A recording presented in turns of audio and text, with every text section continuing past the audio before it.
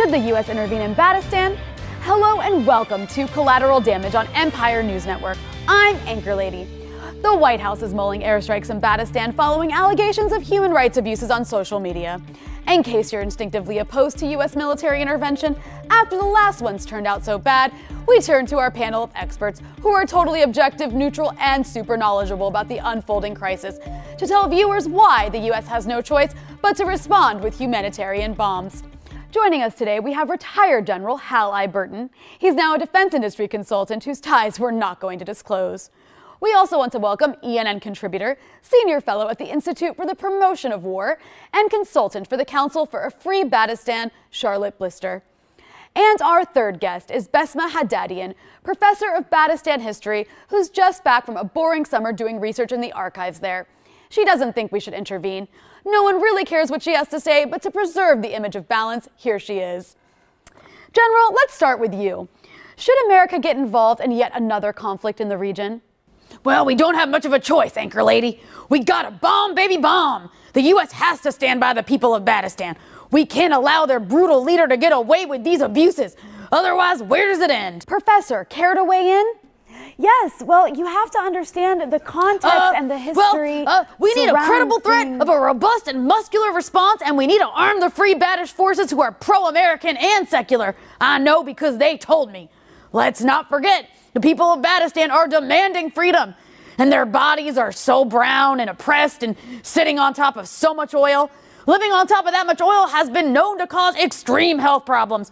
For the sake of the children, we have got to get that oil out. But one major criticism is the cost. Some say America shouldn't be wasting money abroad when there are so many things right here at home that should be prioritized. Indeed, we're already spending if we don't bomb, then I don't get paid. Think about the military industry executives, Anchor Lady.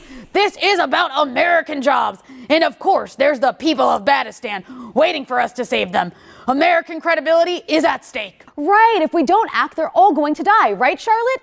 Tell us what the people there want. Well, I've never been to Badistan, and I don't speak the language, but my think tank does receive funding from the State Department and NATO, and I've read Wikipedia's Badistan page 3 times. So I can't think of anyone more qualified than me to opine on this. Oh, don't be so modest. You've also met with exiles in hotels and organized track 2 meetings between them. Exactly. Thanks for that, Anchor Lady. And what those exiles who no longer live in the country and therefore won't suffer the consequences of U.S. military intervention have told me is that we should definitely save the people of Badistan with America's military might. It's the only way. We should also arm the Badish rebels in their just fight for freedom against this evil regime. Excuse me, we have been intervening. We'll get back to you in a moment, but first, let's see what the general has to say. Well, yeah, the rebels need American support, preferably anti-tank missiles manufactured by the defense contractor I represent. We also need to impose smart sanctions so that we ruin the economy and make people suffer so they realize we're their friends and they should overthrow the government. And we have to roll back Badish influence in the region or it will establish land bridges to attack our allies. Badistan has already infiltrated Europe and is smuggling operatives into the U.S. by sending them through the Mexican border in cooperation with Venezuelan drug cartels. Not to mention the Badistan Electronic Army's repeated attempts to meddle in our elections. What? Where are you getting this from? It's classified. Oh, of course it is. My sources tell me that Badistan is amassing chemical and biological weapons to stage preemptive attacks on American cities. And we know from unnamed Pentagon officials that elite Badistan intelligence units control 98% of the global prostitution trade. This is insane. You people have no evidence to back any of this up. What we do know is the U.S. is already arming the rebels. The U.S. has been intervening. That's partly why there's a war there in the first place. Your viewers need to be informed that the U.S. has been backing a right-wing, reactionary, violent opposition. Oh, I'm afraid that's all the time we have today. We'll have to leave it there. You're kidding. I barely got to panel. talk.